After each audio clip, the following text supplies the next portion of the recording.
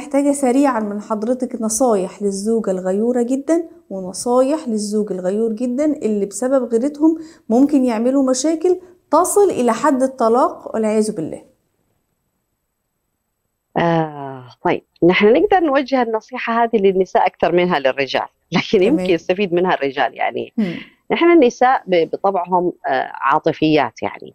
طيب، وعندهم إظهار شكل من أشكال العاطفة هو الإحساس بأنه هي التملك. ف- هم. فنحن نقول للنساء دائما اشغلي نفسك بشيء مهم أكثر من الرجل وأكثر من يعني شيء مهم بالنسبة لك كقيمة يصنع لك فرق. هذا واحد. ثاني شيء، يجب أن تعلم المرأة اليوم أنه كل ما ثقتها بنفسها ومعرفتها بنقاط ضعفها وقوتها، هذا المعرفة، كل معرفتها واشتغلت على نفسها، هي حتقدر تتولى زمام الأمور. معناها هم. إيش؟ إذا المرأة اليوم تعرف نفسها أنه هي غيورة، ما تستسلم أنه أنا غيورة وخلاص. الطبع بالتطبع. يعني هم. الإنسان كل شيء يقدر يغيره. النبي صلى الله عليه وسلم علمنا هذا الشيء، يعني الحلم بالتحلم والعلم بالتعلم. بالظبط. ومن يسأل الخير يعطه، ومن يكتف يعني يبتعد عن الشر يكفه يعني. طيب، هم. فالمرأة اليوم اللي تعرف في نفسها والرجل اللي يعرف في نفسه أنه عنده حالة الغيرة لا يستسلم لهذا الشعور، لأنه هو عبارة عن فكرة. فلازم يسأل نفسه أنا من فين جاني هذه الفكرة؟ الشعور هذا أصله فكرة، من أين هم. جاءت هذه الفكرة؟ بالظبط. ويستوضح ويتضح. ثالث هم. شيء انه الانسان يسال ويتكلم. انا اغار من كذا، انا اقبل هذا الشيء، انا ما اقبل هذا الشيء.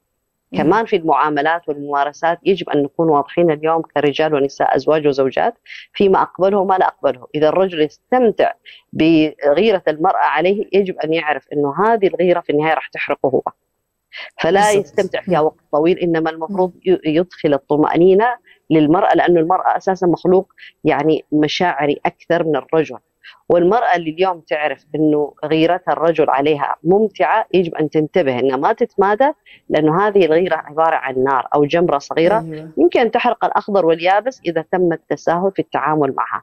في النهاية نعرف أنه هذه الأشياء كلها كمشاعر تبقى مشاعر، لكن هم. إذا صارت ممارسات وسلوكيات فالله سبحانه وتعالى سوف يحاسب الجميع، والإنسان اكيد. حسب فعله في الدنيا وفي الآخرة راح يلاقي نتيجة عمله. فلنتق الله في أنفسنا وفي الآخرين. تمام.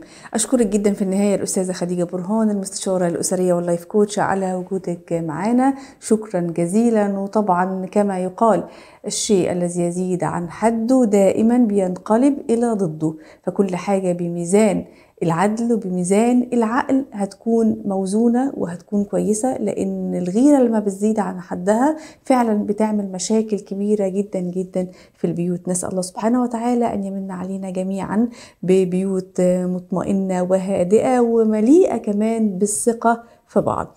نشوفكم بإذن الله تعالى في لقاء متجدد من برنامج قوارير. السلام عليكم ورحمة الله وبركاته.